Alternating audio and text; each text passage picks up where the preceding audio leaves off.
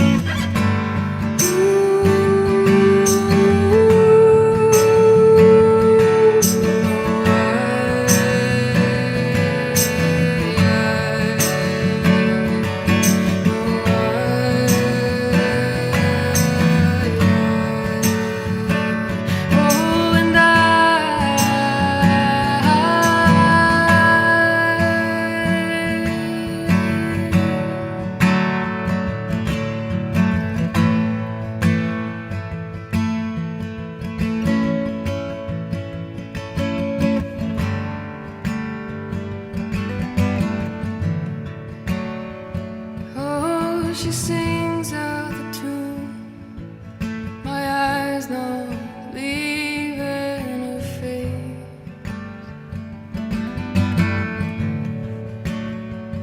but as she was gone, leaving no trace.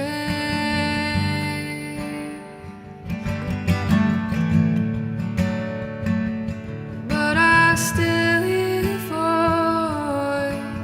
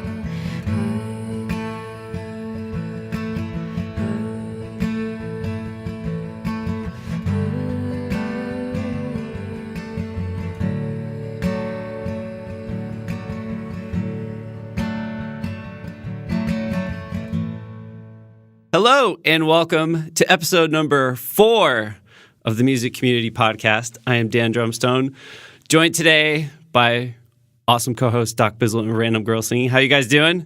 Hey, doing good. Awesome. And we have very special guests, plural today. 3 out of the 4 Eaglesons are here. How you guys doing? Good, how are you? Hey, guys. We have Chase, Megan, and Sierra. Hello. With us. Hello. So we're very excited to have you guys here. I'm excited. Yeah. Thank you guys for having us. Yeah, thank you. Yeah. So what do you guys, we have a bunch of questions about Twitch and how you guys all got started as musicians. But let's start there. Let's start where your guys' musical journey started. Because you're also very talented. Do you guys come from a musical family? Not really. I think the only other person who plays is like professionally a musician in our family is like a distant uncle or something. Yeah, right? Yeah. We didn't have a lot of family members that were musically, inclined in that kind of aspect. But we kind of just learned from, going and doing stuff in school and like choir and stuff. And I mean, our parents were very into music. They just didn't play it. We grew up, hearing it all the time and everything. I mean, they were really into it, but it was never to our extent. And there was a point where, I think it was about midway through the schooling, like coming out of intermediate school and stuff, where our parents had us each pick an instrument to learn. And I think, did you initially pick guitar? Yeah, when I was like 11. Yeah, Megan picked guitar initially, and then Sierra picked up guitar as well. I think I did piano first, and then guitar came after, yes. And then I picked the drum set, so we just kind of carried that out, and eventually I switched over to do guitar more as well, and then that just led into singing and doing all the music stuff. But yeah, no, we kind of started the whole thing. That's really cool. I can say we're definitely all glad that you guys stuck with what you were doing and found some stuff because, man, you've been a real inspiration. Not just, you guys, if you guys don't know the Eaglesons already, they're some of the most kind people that I've come across on Twitch, but they're also extremely talented. And so we all get to really enjoy, what you guys have done with your talent and it's inspiring for sure. So thanks for sticking with it, kids. Thank you very much.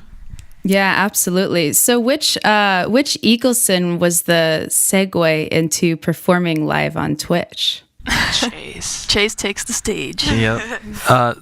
So I'm a big nerd for like games and stuff, and I followed some YouTubers way back in the day, and I followed Sly Fox Hound actually. I followed him because he was like, "Oh, I'm streaming live on Twitch. Come check this out." I'm like, "Okay." And I went and checked it out, and I'm like, wow, this is a really cool platform. I got curious, and I started to browse through it, and I'm like, I wonder if they have like music and stuff like that. And I checked it out, and sure enough, here's the little tiny baby music section with, a couple hundred people sitting in it. And I think the first music streamer I watched was Ryan or Ali. I can't remember who, but... Yeah. How long ago was that? 2.5, 3 years maybe. By now 3. Yeah, it's been a long time. How far after that did you get the idea that you'd be interested in streaming? Oh, it was immediate. I was like, this is so freaking cool. And I was like, okay, how do I do this? And I went through all the YouTube videos, like how to stream with OBS. And I opened the rite of passage. yeah. And I opened OBS and I'm like, what is this? This is terrifying. And and then the stream was horrible at first, and then constant frame drops. But eventually, it came to the point where I was almost ready, and I got partnered, and I got lucky and got partnered at a time where it was very easy for music people to get partnered. Yeah. And then Sierra Megan, at first they kind of just brushed it off. They're like, "Oh, he's just streaming to a game site." And even Sierra's like, "Why are you streaming music to a video game?" I genuinely was like that. I was like, "Why are you streaming? Why are you streaming music on a game site?" On a gaming site, I didn't understand it. And then he had invited me in for a couple of streams with him and stuff, and I grew really interested in it, and I really grew fond of the people in chat and stuff, and it seemed like a lot of fun. And he helped me out with a lot of it when I started out. And it's I didn't have to really go through like learning everything like he did and like you guys probably had to do, but he helped me a lot with the things like OBS and recording and everything in that aspect. So I'm very grateful for that and very thankful for that. He had to do all the work. Sarah and I just came in. We're like, hey, what's up? And we get the benefit of listening to all of you. So it's wonderful. Aw. Hey, I'm curious. Do you guys have any of your first stream? Did you get any clips or save the VOD from your first stream? Oh, thank God I didn't.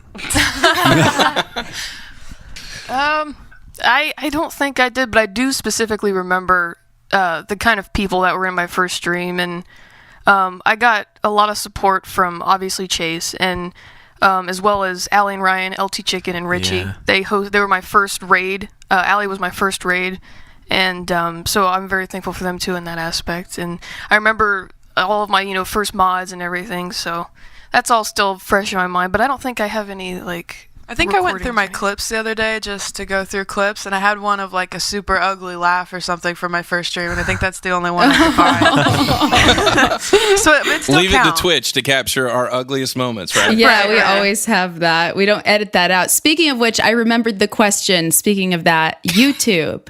So before Chase and Sierra, before you started being more active on Twitch, didn't you both already start your YouTube accounts, and didn't you have experience with that? And if so, what are some of the like key differences and the different ways that you use both accounts to promote your music as a whole? And what are some advantages that you find on either platform? So yeah, I've been doing the YouTube thing for like 3 or 4 years, longer than that, 3 to 6 years, and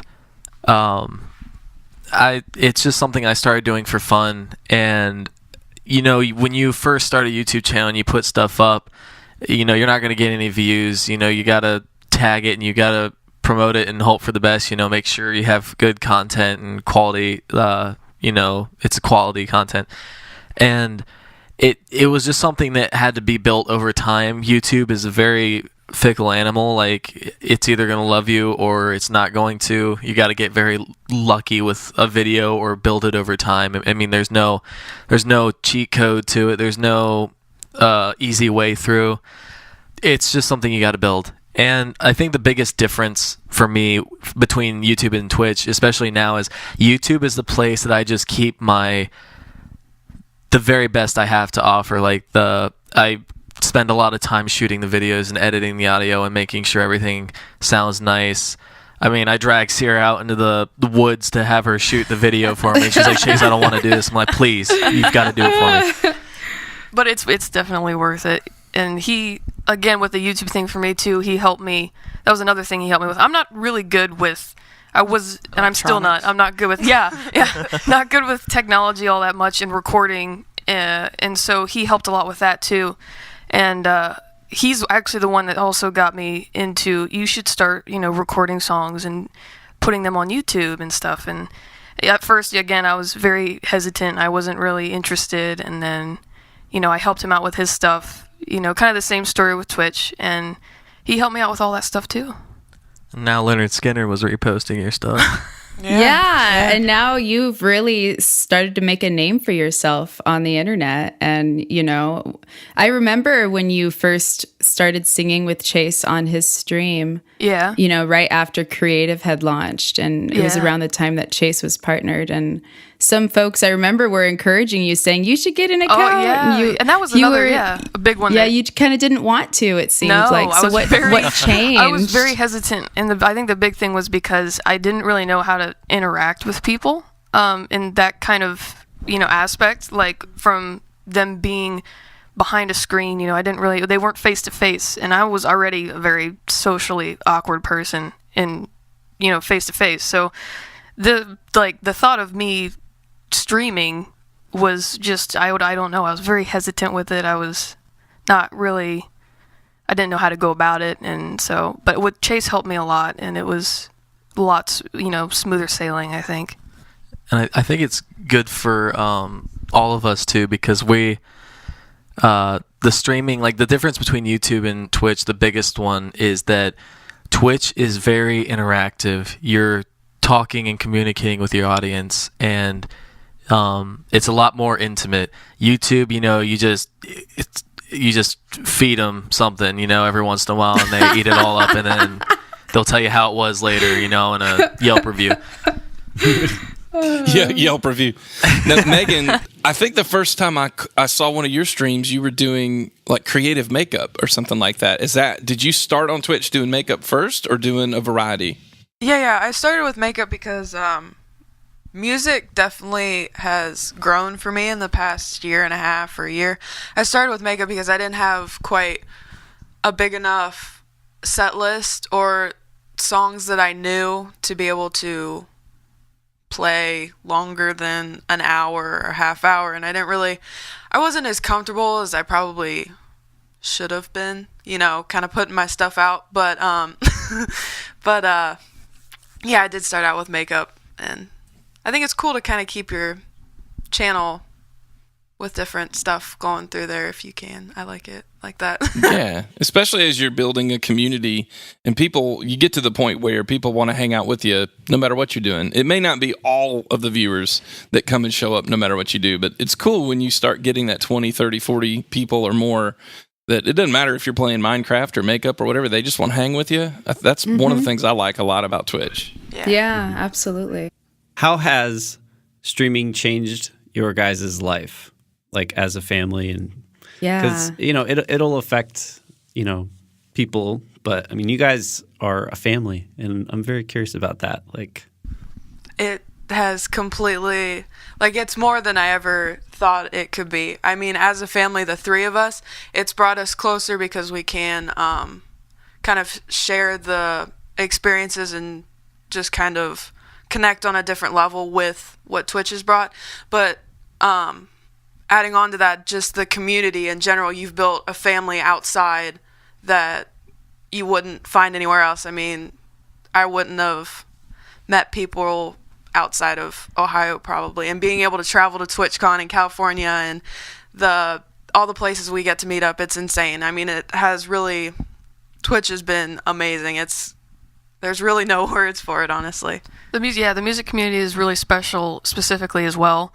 And yeah, like Megan said, I mean, we wouldn't really meet anybody outside of Ohio. There wasn't really a reason to, but, getting involved into this and stuff, it was meeting people at places like TwitchCon and meeting you guys was a really big turning point because of how you guys are so different from like people that are local here. You guys, everybody's casted from a different mold. Everybody's just so unique and special in their own way.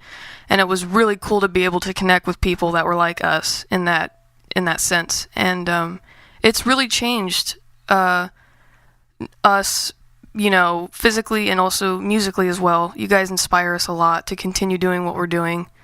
And just even visiting your guys' streams and watching you guys grow and interact has been so awesome as well. So you guys have definitely changed us. That's really cool. Yeah, ever since I got on Twitch, I don't sleep correctly anymore. My sleep schedule is gone. It's not never going to return.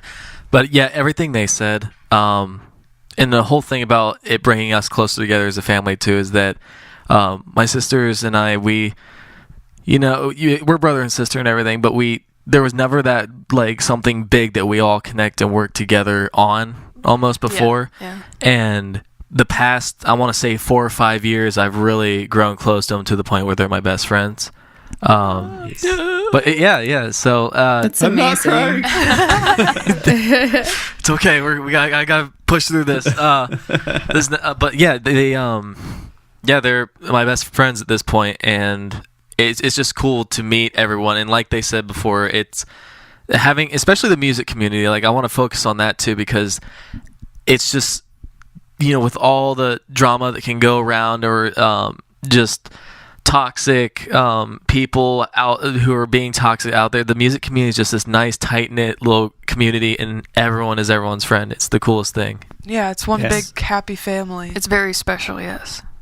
What does Mama think of everything is what I want to know. Like, your mom is on Twitch, and you guys are probably are you guys able to help out, like, around the house? And what role does she play in supporting you guys? She is just like, everybody says, their mom's their best.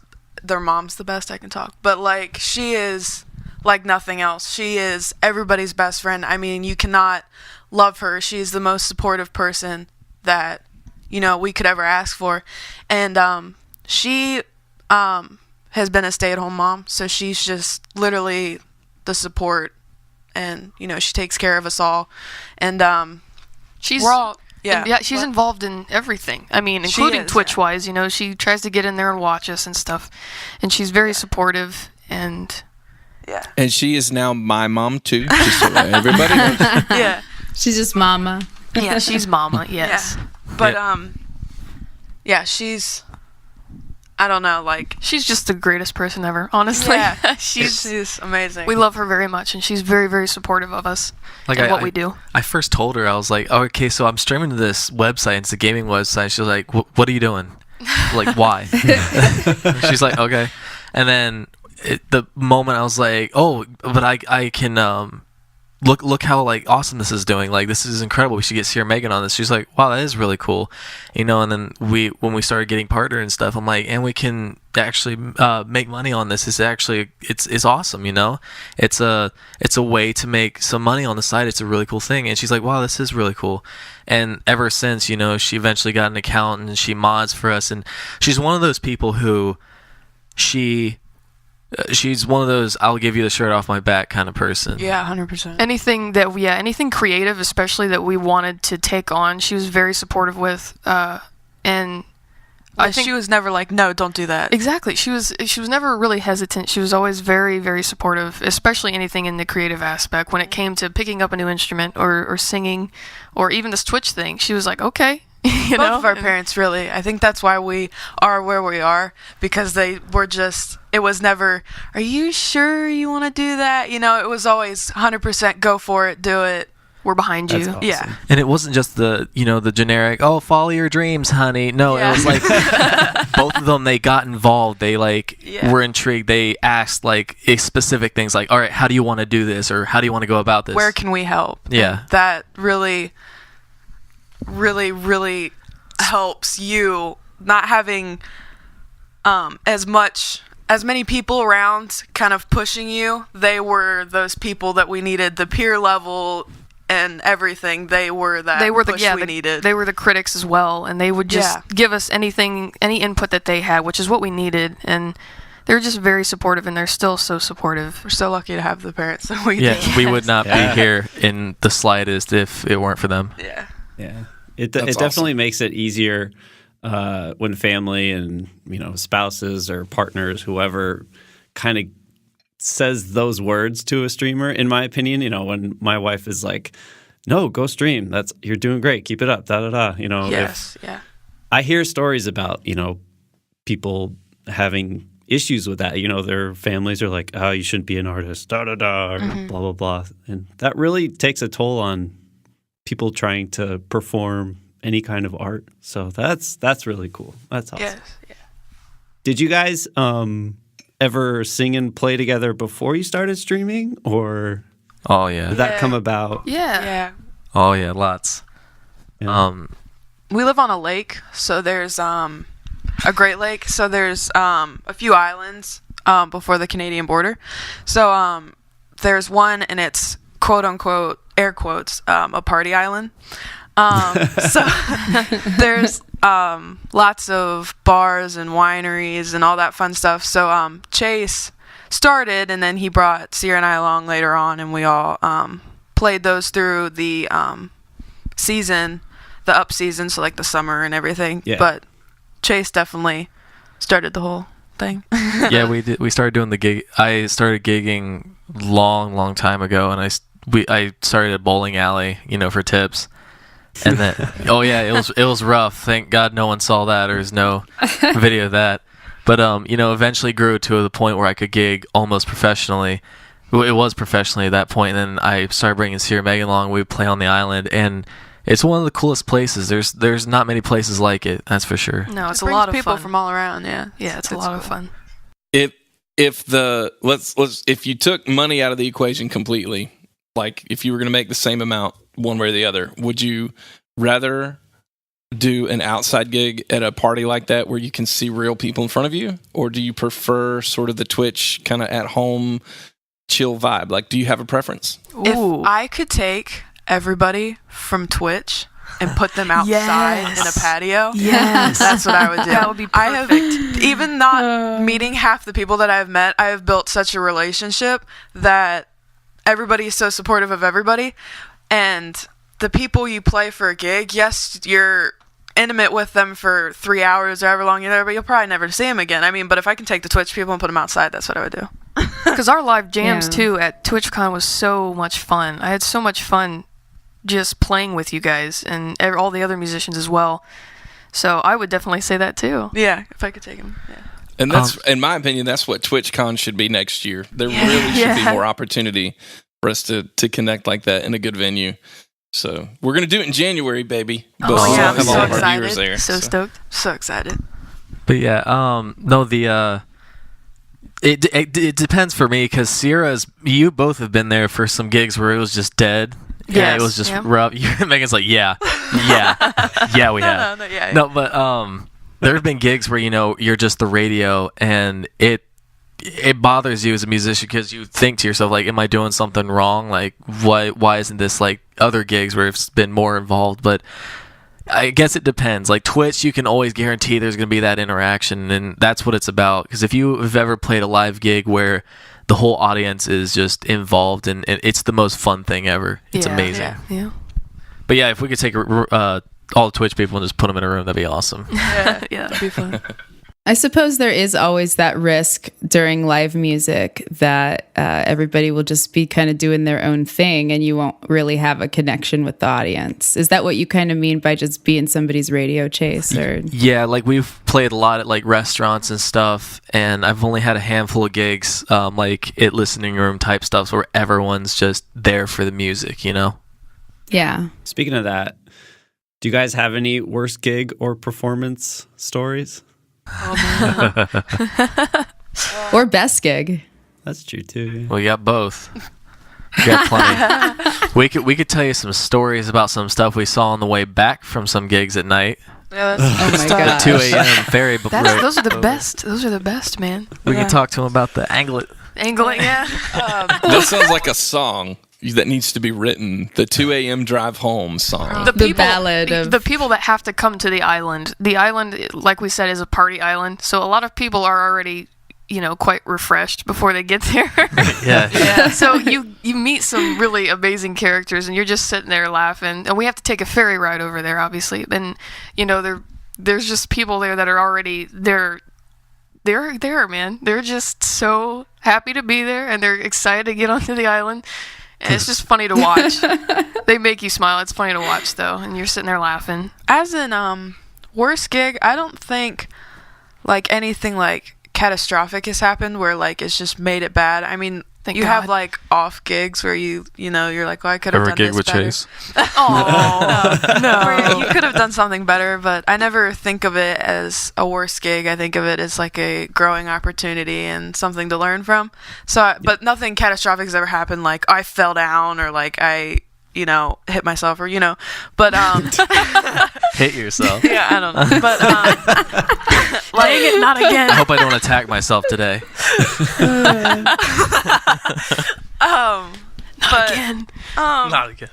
best I think is just every time we get out and play in front of people and share your music and people enjoy listening to it and come up and your music really touched me. That's another thing that like completely like takes me back is when somebody comes up to you and they're like, your music helped me through this, or you saved my life. That stuff is really like kind of, you have to like take a breather because you're like, okay, I've actually been able, without even knowing this person or touching this person, I've been able to help them. And That was a which big is deal for amazing. me too. That's the reason, one of the big reasons I continued on Twitch is because I still get messages every other day from people, from my viewers and stuff, that are like, you have changed either my life or somebody's life by just singing. And that was a big deal for me because I was always kind of somebody who wanted to help, but I didn't really know how to go about it. And especially since I'm not, too good with talking with people or saying something that could inspire somebody. So being able to do something like singing or something that, comes so natural to any of us, and to know that was helping somebody, it really meant a lot. And it's, And like once you get messages like that, like me personally, I almost feel obligated to keep on streaming for those people. Yeah. Because you want to continue to make them happy and make sure they're okay. But yeah, I mean, the fact that you could do something like that, and that little bit does something so big is amazing. It makes you a little emotional, and yeah.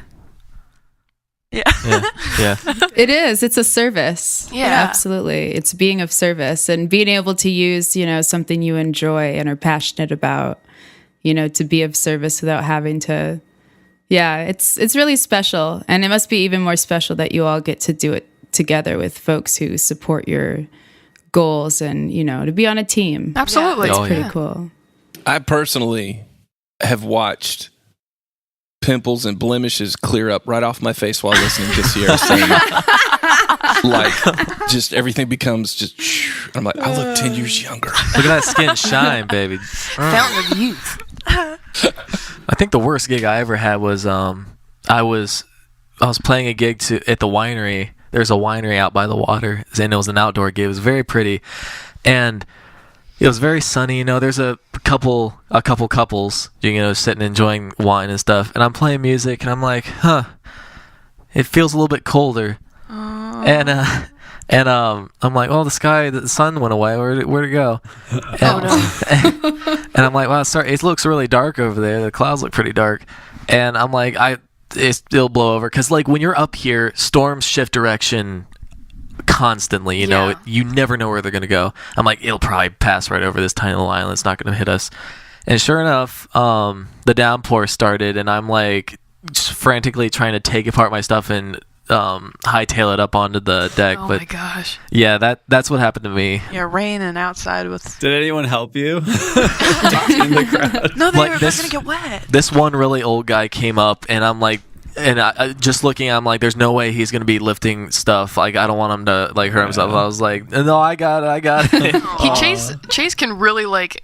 You have to have like a record now of assembling and disassembling things he has to. that fast. I was with one of his gigs, and there was like a little bit of a chance of rain coming, and he was like, all right, and then he just like broke everything down within like 10 minutes, and we have like a bunch of stuff, and he just broke it all down and took it to the car in the bag, ready to go in 10 minutes. He doesn't mess around now. He sees a cloud way out in the distance. He's like, all right, we gotta watch it. We can't risk it, but he's fast, man. Wow. So what are the essentials for live gigging for those who are, hoping to get more into it?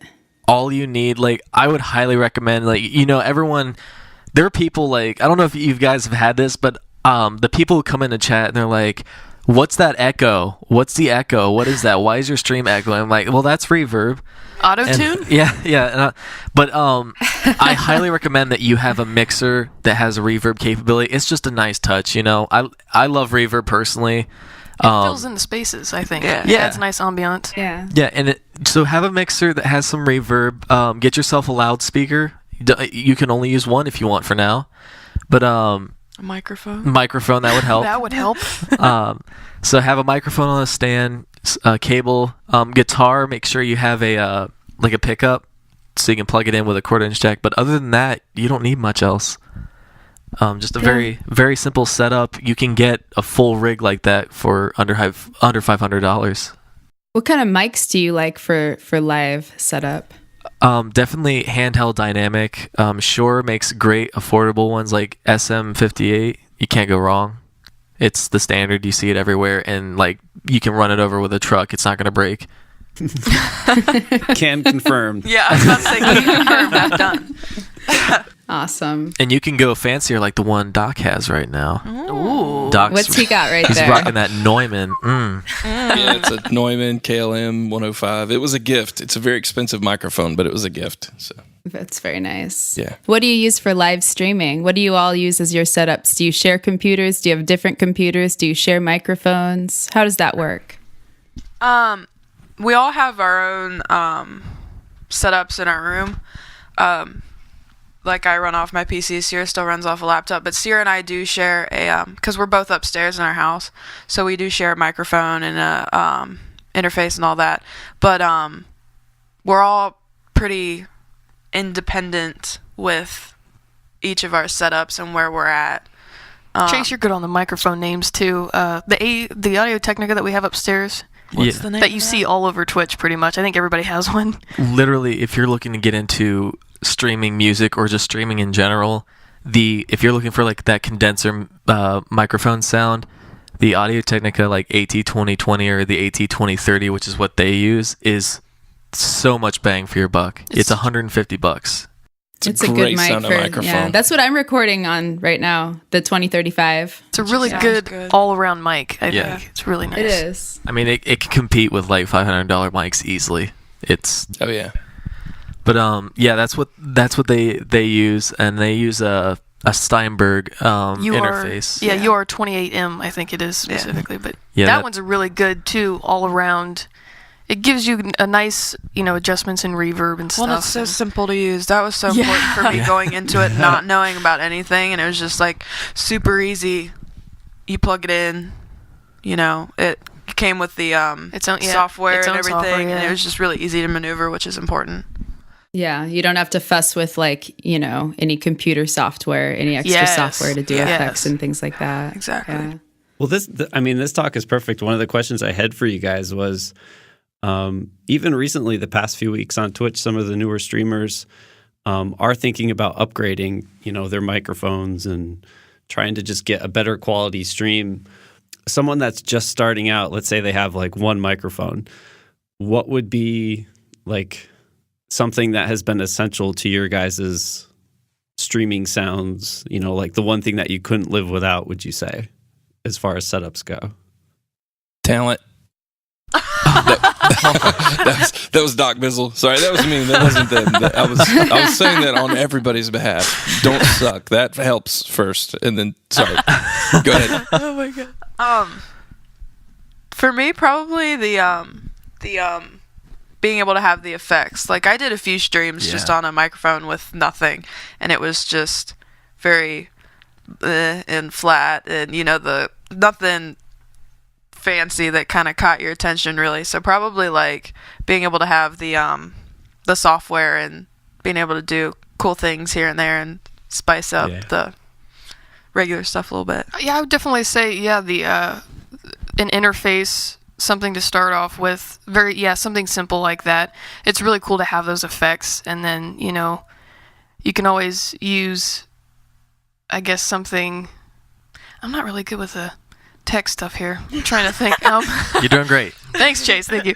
But I mean, the stuff that we have, that me and Megan share, that Chase was kind enough to let us borrow, is kind of just everything that's a very good all-around amateur thing that we use together. That mic and that interface, and that's and a guitar plug. And I mean, that's all we use. And I don't feel like I need anything else. It's a perfect, amateur all-around thing that you can just continue using, and you don't need to really upgrade unless you want to. And so you can add stuff as you go on and everything. Yeah, so that too. Like I said, if you want to, you can always upgrade that stuff. But I am so happy with the sound and stuff from just this stuff, the simple sound and everything. And it's easy to maneuver and easy to use. Yeah, because I think people think they need to buy that $1,000 microphone or interface that does crazy bit rates and stuff, but you really don't need that to have a great sound. For me, definitely, I agree with Megan. The effects they're key for me. There's just some people they'll make the argument like, oh yeah, if you use a bunch of effects, you don't have any talent, etc. I'm like, it's more of like an enhancement. It's like painting your painting on a very nice canvas, high quality canvas, instead of a piece of printer paper. It's just making sure you have all these tools at your disposal to play off of. Like reverb just gives it that nice, wonderful ambience, and it makes people want to stay. It just adds that extra bit of magic to your voice. Making sure you have like compression to keep your levels tame. things like that. And like Dan said, you don't need to spend a ton of money.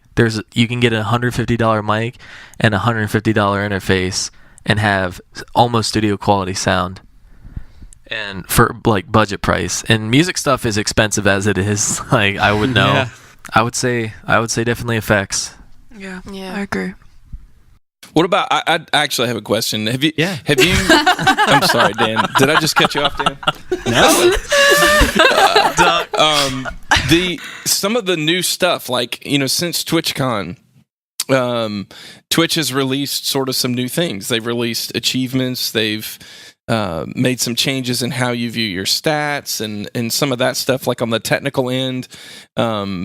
But also, recently they've added the thing where you can change your going live message for people that get alerts. So there's like some different things happening like that. And so I'm curious, for you three, like any of the new stuff, have you utilized any of it? Do you look at it often? How do you make use of it if you do? You know what I'm saying? Any tips, like, for not just new streamers, but all of us, because those things are new? For me, I just noticed the being able to change your going live message.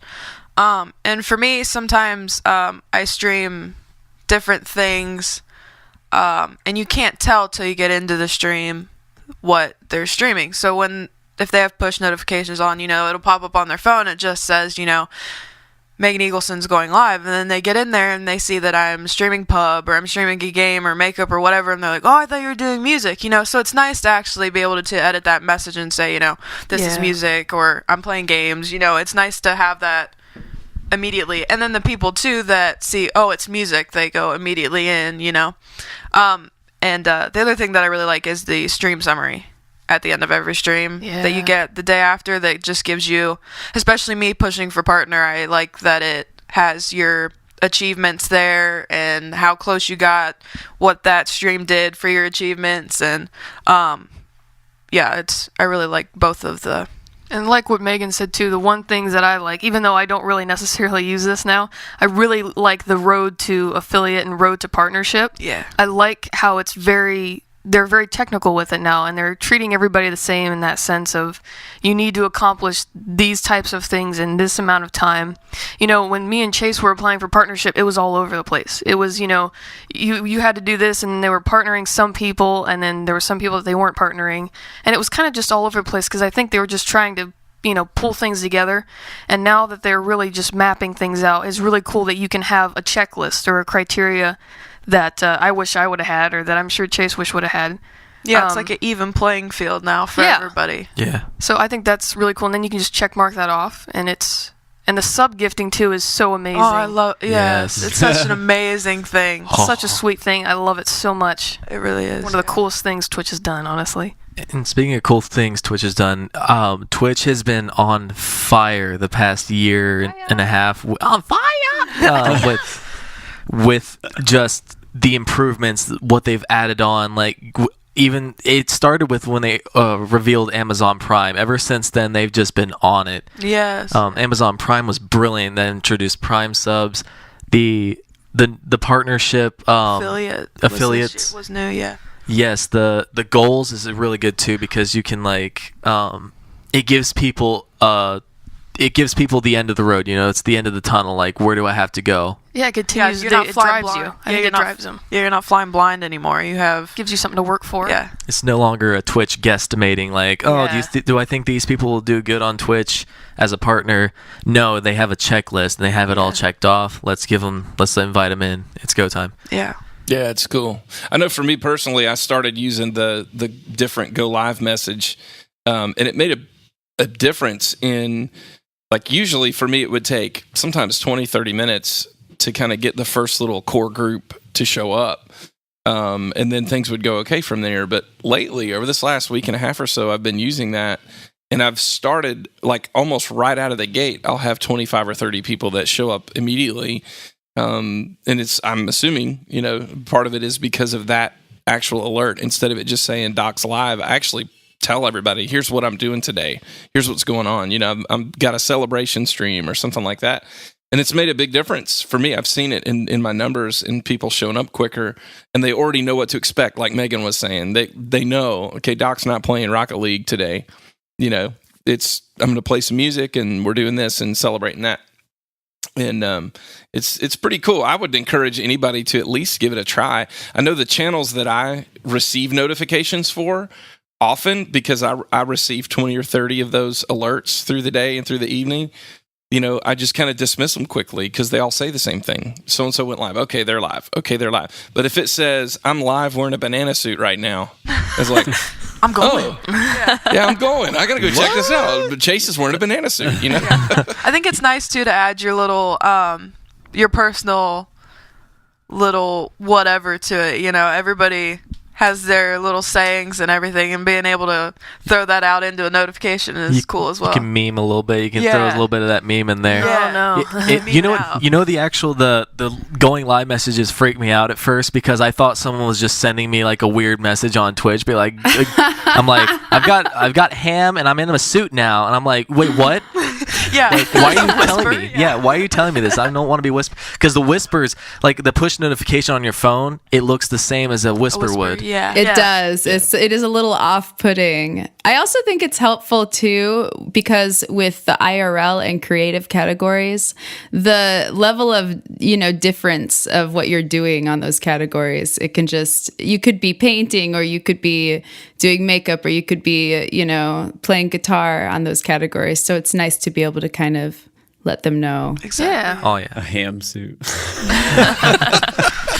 I'm so gonna Google that when we're done. I want to see what that looks like.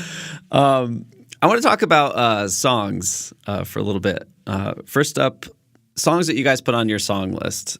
You guys all have this just very soothing style in your streams, and sometimes you guys take really energetic, crazy songs and just make them like your own style. You guys do that very well. What goes into picking songs for you guys?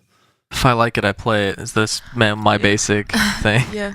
I think it started off with the stuff that we played at gigs and stuff. So for me, it started off with, classic rock and trying to kind of turn that into a coffee house vibe, because we were playing at wineries and coffee houses. So we wanted to, turn something like Bon Jovi into like, something a little bit quieter, but still have that classical song that everybody recognizes. They're like, oh, it's that song. And so it started off with a lot of classic rock, but then, like Chase said as well, it's anything that we really like and we want to learn how to play it, we're going to try our best to learn how to play it. I think it's important too, as a even just a streamer, your music taste shows a lot about you as a person. And I think like your list being what you I heard that too. Your list being what you enjoy listening to is important, because people are coming into your stream to, hang out with you, and it's a chance for you to be like, this is what I listen to and this is what I enjoy to play. So I think it's important. I also think it's important to play, kind of what people want to hear. Like, hey, it'd be cool if you could sing this, but definitely what I like to listen to and play is usually like what gets put into rotation. Yeah. To add on to what Sierra said too, is I love the idea of taking a song and stripping it down, leave the original energy of the song. Like, you don't want to tamper with that. That's what makes it good. It's got that certain feel and the vibe to it, but you add your own personal flavor to it. So like I'll take Boys of Summer by Don Henley, for instance. I love that song, and you want to keep that 80s energy in it, that nostalgic 80s vibe, but add your own twist to it, but you don't want to change it too much. That's kind of like the key to how we do it, I guess. But definitely don't change it too much, but change it a little bit. Yeah, no, it shows. Like when I listen to your guys' stuff, that's one of the things I think I appreciate the most, is how much thought and care you guys put into adapting a song but making it your own. It's very impressive. It's very, very well done. Thank you. Thank you. All right, rapid fire. Your favorite song to play right now, and your absolute least favorite song to play right now. Oh God, I don't even know. Come back to me, Megan. My least favorite song, I've had lots of it, and it's a meme song, so I think that's why I've gotten a lot of it. But a lot of people just come in, their request All Star, and I kind of want to claw my eyes out. I like the song, I'm not saying it, but like, they're like, play All Star, so then I play it, and I'm like, oh, Shrek, like the whole time. That's all I just. But favorite, I have no idea.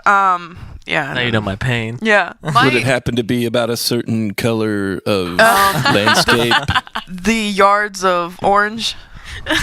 Exactly. For anybody that doesn't know, I started asking Megan Eagleson to sing Fields of Gold for me by Sting about 8 months ago. A beautiful And song. it's a beautiful song. And she's like, I'm going to learn it, Doc. I'll learn it for you. And so I just started asking for it in all different varieties of colors and landscape, architectural, farmland, whatever, instead of Fields of Gold. Anyway, so it's our inside joke.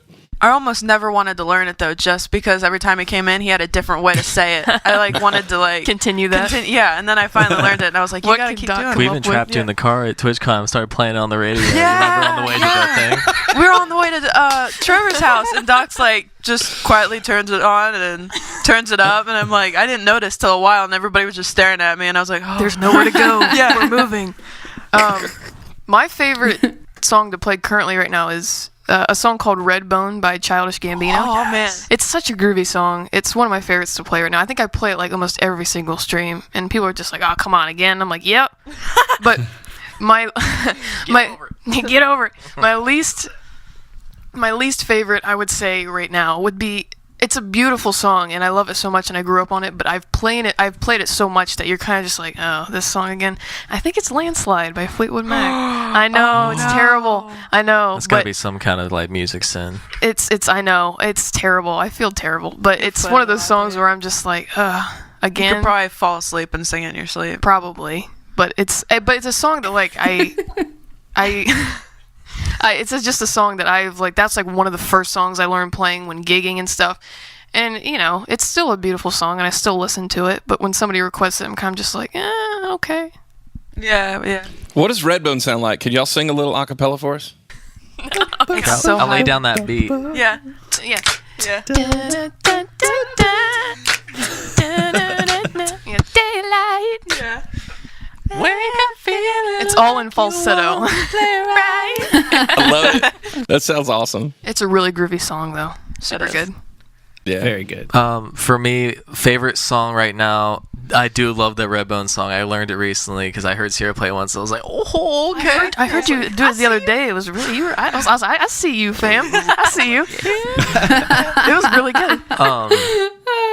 I want to shoot a video and cover that one. Like I want to go like downtown and then shoot it at night, like under one of the streetlights or something. I think it'd be really cool. What's your least favorite? A least favorite, it like Sierra said, it's a beautiful song and I love it, but I've had it requested so many times. Cross between Hallelujah and Creep. Yeah. Every other song, dude. Yep. Creeps on the Those up are and like up, though. Everybody wants Twitch to hear it. anthems. Yeah. Yeah. Hear it. When I hit the 1 year mark, Hallelujah is coming off my list. I still play it for folks, but it's coming off the list at the year mark. Yeah. That one's a doozy too. Yeah. Hallelujah. I have a funny story about All Star Oh man, okay, I want to hear it. because I teach. Like I've been teaching drums for a long time, and recently a student came in and they're like, "I have a song today that is great, and it's my favorite song right now. I know all the words. I like learned it on guitar. It's so great." And I'm thinking, "Oh man, this is going to be like this magical, crazy song." And they're like, "Have you ever heard of Smash Mouth All Star?" And I'm like, "What?"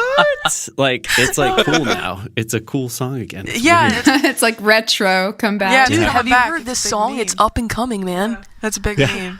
I was like, I can't do that. No. Have I heard of this sorry. song? But he was all excited. He knew all the words. That's what, lately I've heard so many people say rad. Like that's new again. And I'm like, I love the man, word rad rad. was the thing when I was in 4th grade. It's like It's rad. This sounds like- rad. Yeah. psychedelic, dude. Yeah, I love the word rad. Same. So I felt old, but also really weird at the same time. I'm like, that song is not cool, kid. Oh, you were completely in the right. Don't worry. Yeah. Yeah. Now, songwriting. Do you guys do any of that stuff? Yes. Yeah. Yes, we do. I try. I try. Oh, you Chase. try. Oh my gosh. Chase just needs to release more of his Chase stuff. just needs to release his amazing stuff that I he don't has. I don't like my stuff though. Chase doesn't like it. I think it's really good. I feel as though everybody associates Chase, like even Doc is always saying, or maybe it's Dan who's always saying that Chase is like the Frank Sinatra Yes. of Twitch, who he can, Chase can take any song and just cover it and make it, beautiful and digestible, if that makes sense. Yeah, Because sometimes you can't see past a certain genre, or, older, like even Ria was pointing out that Chase does some older singer-songwriter stuff, like 60s, 70s stuff and everything. But I feel like we don't ever really associate you with being a writer, Chase, but like how much have you written, and, why have you kind of kept it tucked away from us? He keeps it so secret. Or are you just being smart and business savvy? We can just say I'm doing this. Yeah, just be like, yeah, sure. I've fallen into the hole where I overcomplicate everything when I go to attempt to write, and the key to writing is simplicity, I think. But Yeah. I just can't do it. I'm working on it though. It's getting better. It's a strong word. I won't do it. Won't is stronger. But I'm working on it, and I'm getting better. And I've been talking to Sierra and Jordan, Indiana, and I've been talking to especially Dylan Slaw Time Lord, or he goes by Gray Sky Symphony. Is Gray his Sky music. Symphony. Yeah. Well, and writer's block is a thing. It's serious. And I have a chronic case of that. So But I mean, you've spit out a few songs, and they're beautiful, absolutely, and you just kind of got to get him to just keep throwing them down, even if he doesn't like them. That's the. it's definitely a skill I have to build, though. I'm following these two for sure. Yeah. You go next, Megan. With writing songs, I never really followed a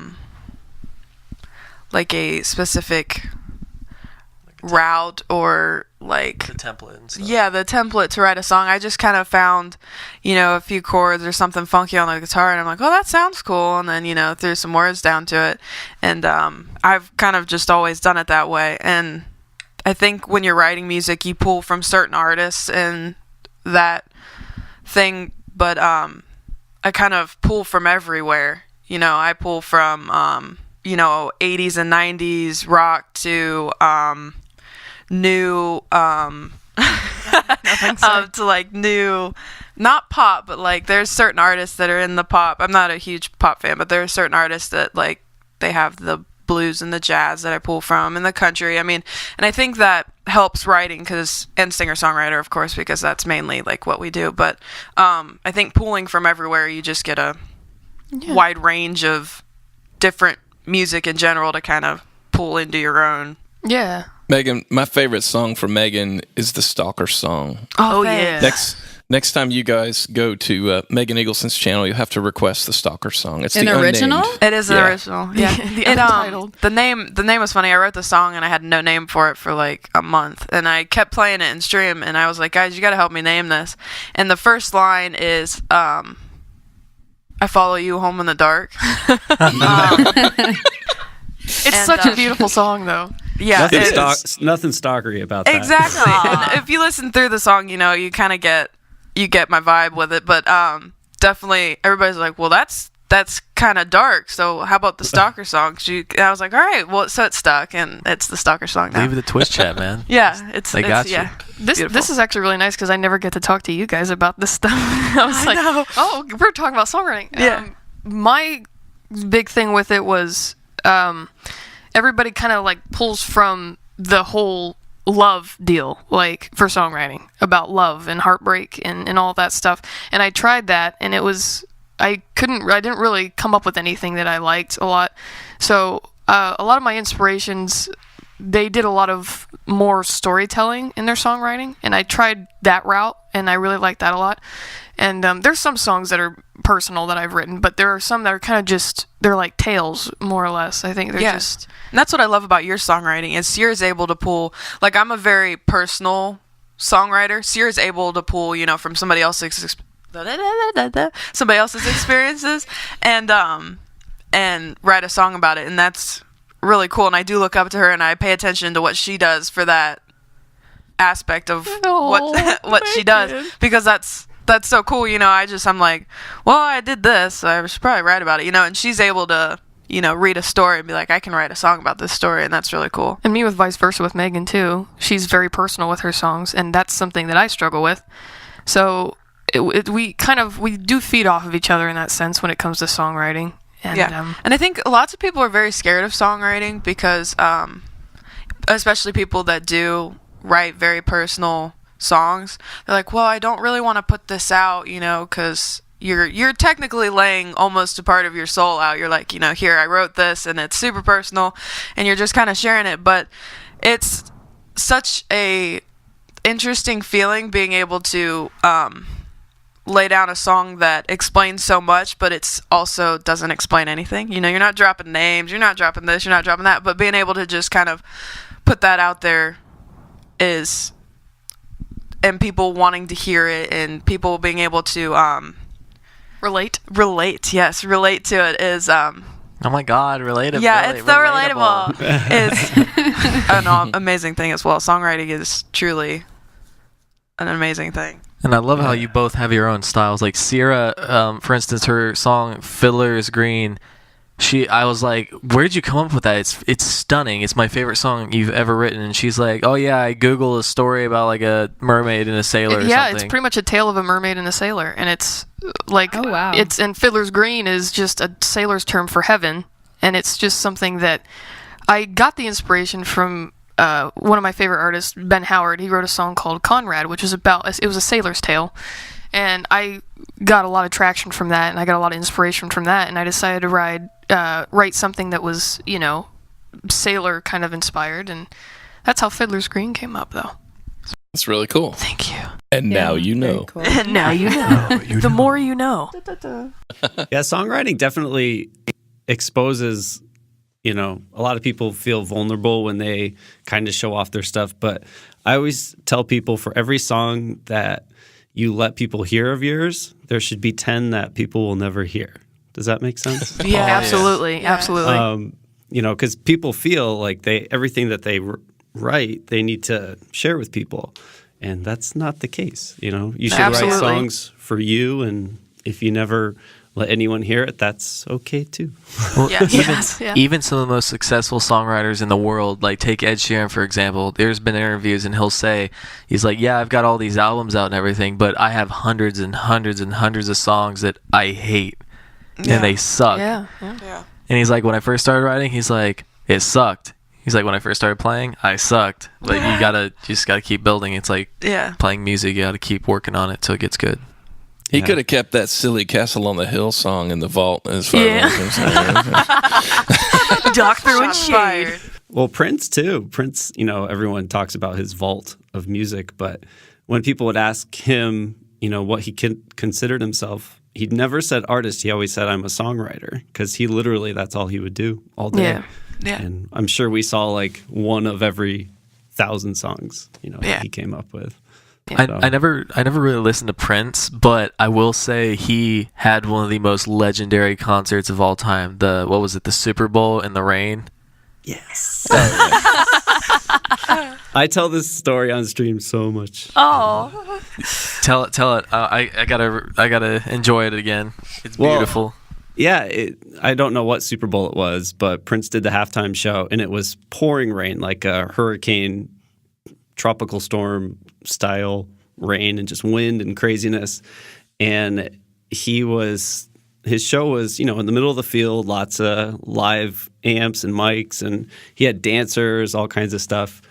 And the morning of, everyone that was in charge of the entertainment was like, all right, who wants to call Prince and tell him we're going to have to figure something out, like enclose it or do something. And no one wanted to call him because they were afraid, because it's Prince. But the person that called him said, all right, the forecast isn't changing. It's still raining. We have a lot of wind, and, we don't want you to feel like you have to go out there, and we can figure something else out. And his response was, can you make it rain harder? Legend. Yeah, like chills. So great. Like, he didn't care. And then, you watch that performance, and he's out there just, it's pouring rain, and the dancers don't skip a beat. Like, He's amazing. Slayed the show. Legend. Amazing. That's how you answer a question like that. 'Cause, you know, like artists, the first thing is like, oh, it's raining. Oh, da da da da da. He didn't care about that kind of stuff. So It's pretty awesome. That is awesome. Well, any big plans coming in the future from you three? Any changes to your streams or just cool new stuff you've been looking at or anything you want to give us a sneak peek of? January. January. Yeah, yeah. And we're all 6 of us are going to be there. Oh, Actually, yeah. I think. So exciting. I'm so excited. It's going to be so much fun. Just can't hide it. Yeah, no, exactly.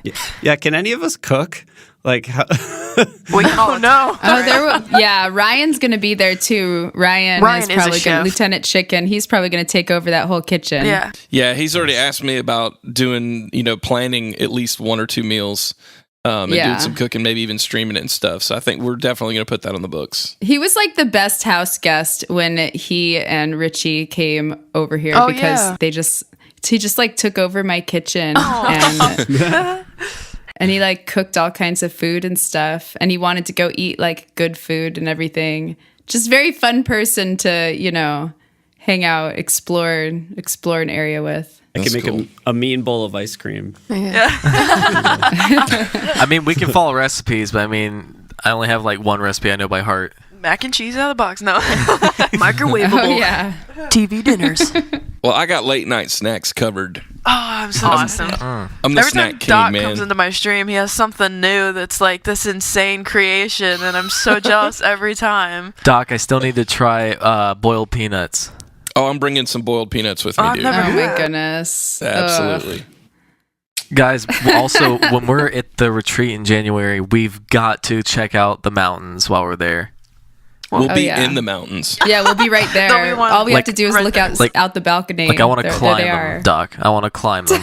We'll just send Chase off with a little bell so we Yeah. can find him. About The first stream of the weekend. The first stream of the weekend is going to be Chase with his arm up in an arm brace with a broken Yeah, arm. pretty much. Yeah.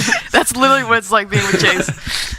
Yeah, seriously, from the deck, there's 3 levels of decking, and so from the deck you just look out and it's literally the mountain. It's a mountain my view. gosh. It's gonna be gorgeous. Excited. And I tried to at TwitchCon, but I got lazy with it. But this time, I am not going to let it pass by.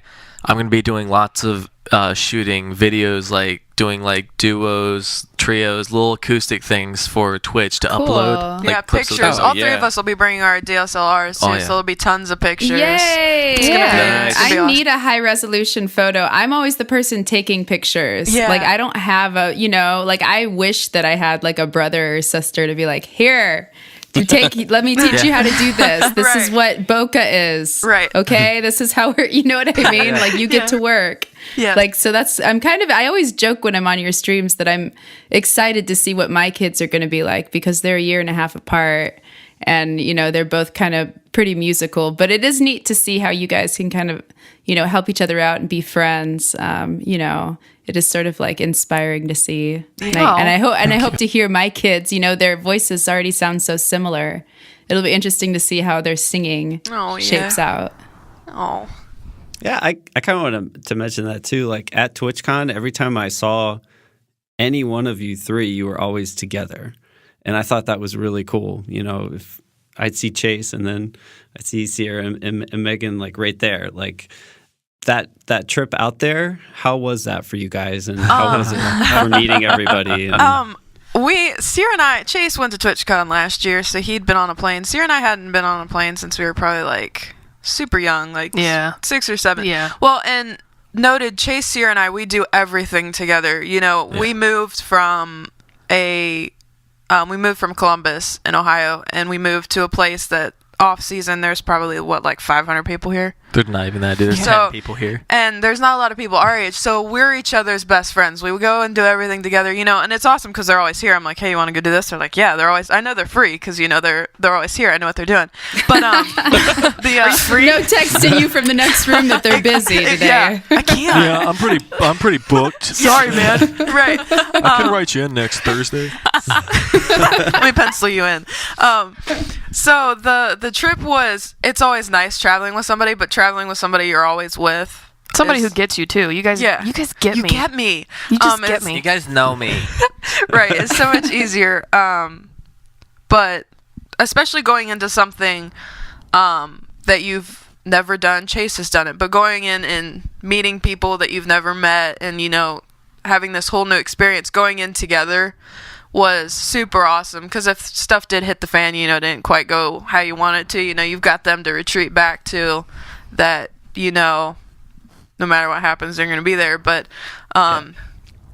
yeah, definitely having them there and the whole trip made it so much more relaxing and Made the plane easy. ride tolerable. Yeah. I think. simpler, yeah. I remember distinctly at some point, I don't remember which leg of the flight it was, but a baby had pooed itself on the plane, and Nice. then the ventilation system just dispersed that throughout the plane. Yeah. I had the classic, the kid behind me kicking your chair the entire You time. got the full yeah. treatment. I That had was the probably full my treatment. kid. It was probably my kid. It was like every once in a while. Luckily, it wasn't like constant. It was like every once in a while, but it's enough to like surprise you. Like, oh, okay. Yeah, that's just happening enough again. to like, oh, he's finally done. Nope, another one. Nope, surprise. And for me too, like I was dreading the long leg of the flight, like the 5-hour one, because me personally, I'm the kind of person where I can't sit still for like more than an hour. Can't confirm. Oh, that's the best. Yeah, and I'm like, Can't relate. because like if we're driving long distance, that's fine. Just I want to be driving. Yeah, I need to be doing something. Yeah. But like on a plane, you can't do anything. You're just sitting in a seat. I'm just like, yep. All right. You're at the mercy of the sky. Yeah.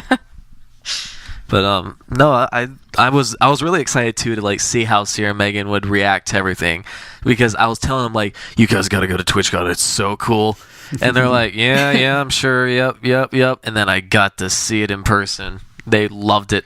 There's something about like TwitchCon itself is an amazing thing. Like I've always been like into games, but I've recently really like upped it and have gotten really into games. So it's cool to see everything, but I think like the main thing with TwitchCon is just being able to see the people that are always in your stream and you're always visiting their streams and you've grown a relationship with, and actually being able to see them is like Surreal. a thing all its own. Yeah, that really. It's like another level.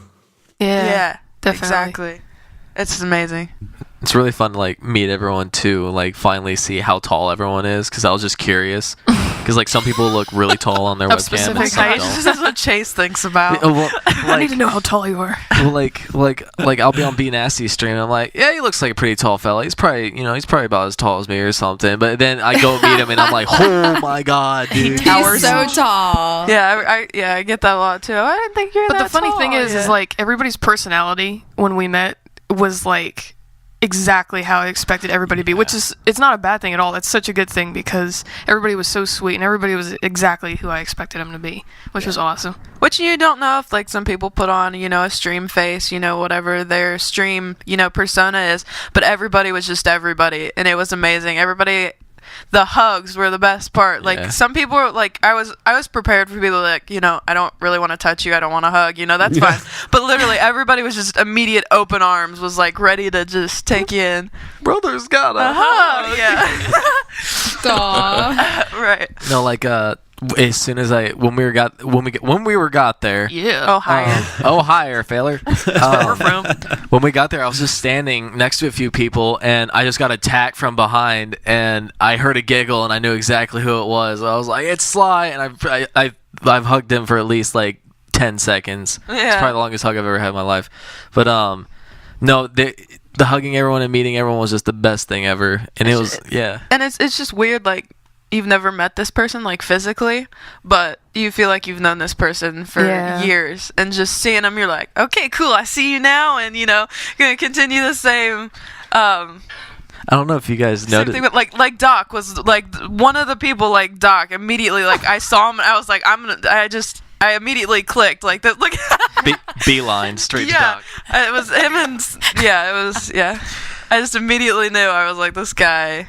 But like, made me cry. Oh no, this guy! We were leaving Trevor's house, and I could not. Doc made me cry. Straight up made me cry. Him and Seth made me cry. Yep. And it was funny too, like, I don't know if Doc, if you noticed this, but the first day when everyone was finally meeting each other, like everyone was getting there and stuff, everyone was in a big group, and we were the loudest group in that entire crowd of people. And I thought it was the funniest thing ever. Like even Dr. Disrespect rolled up and we were still louder. Yeah. Like he got out and he had his little. his Everybody was over there like, Lamborghini. everybody's like, whoa, Dr. Disrespect. And we're over there like high pitched screaming, like people turning around like what? And it's the music community. Hello. There's all the music kids over there that don't care. I'm telling you, Twitch is gonna notice. They're starting to notice, but I think they're gonna in this next 6 months. Things like that are just gonna get more hype. We show up next year, they're gonna be like. They're gonna have to roll the red carpet out for the music community, dude. We're making insane. an impact. It's only a matter of time, I think. Yeah. And that was just the badge pickup, and it was like that. Where can everybody find you guys on like social media and all that stuff? Do you guys want to He's do not some- asking for your address. They're like, we didn't know this was part of the deal.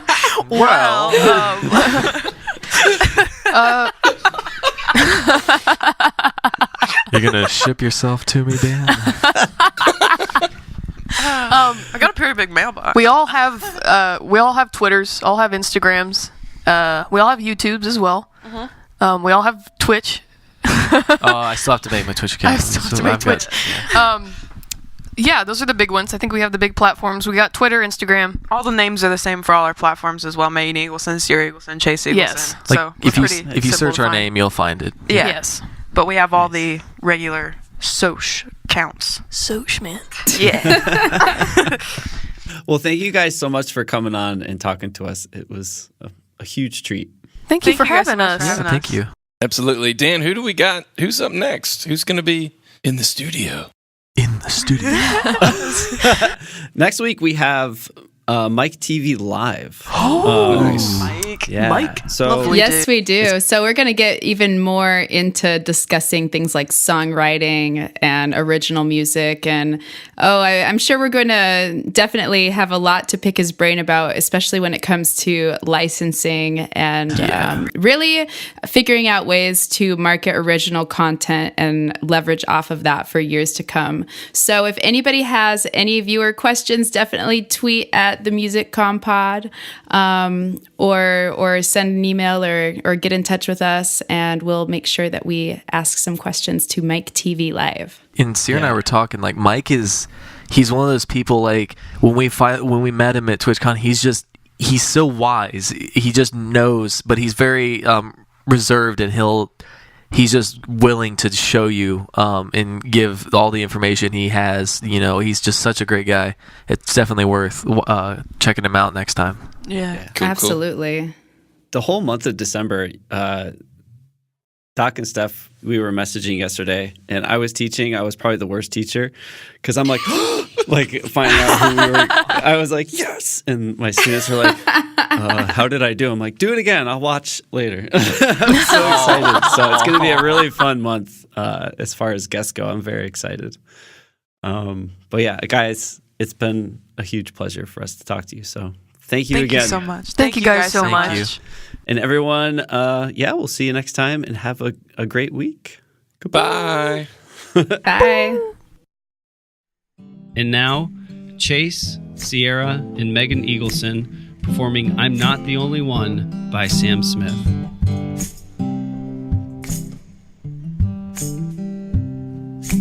You and me, we made a vow, for better or for worse. I can't believe you let me down, but the proof is in the way that it hurts. For months on end I had my doubts,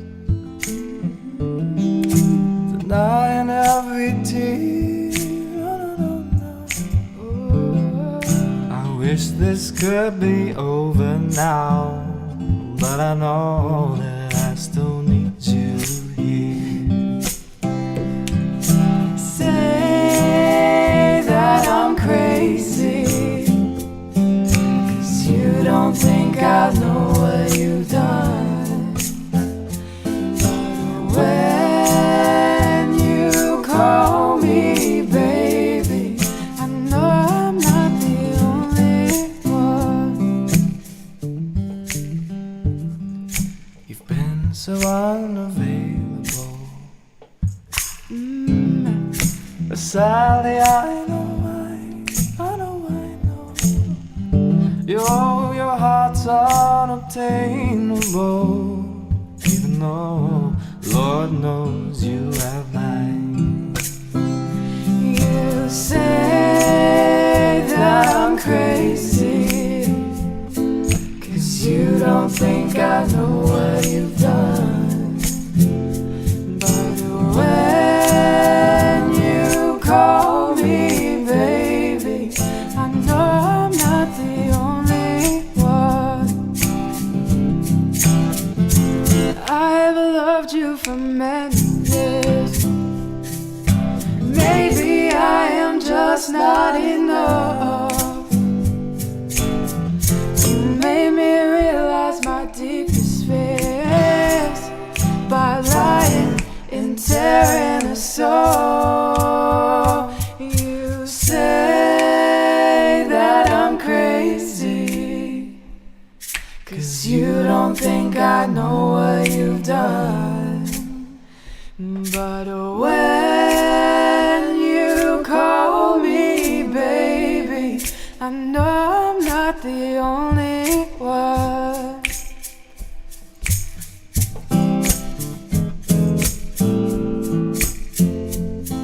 I know I'm not the only one.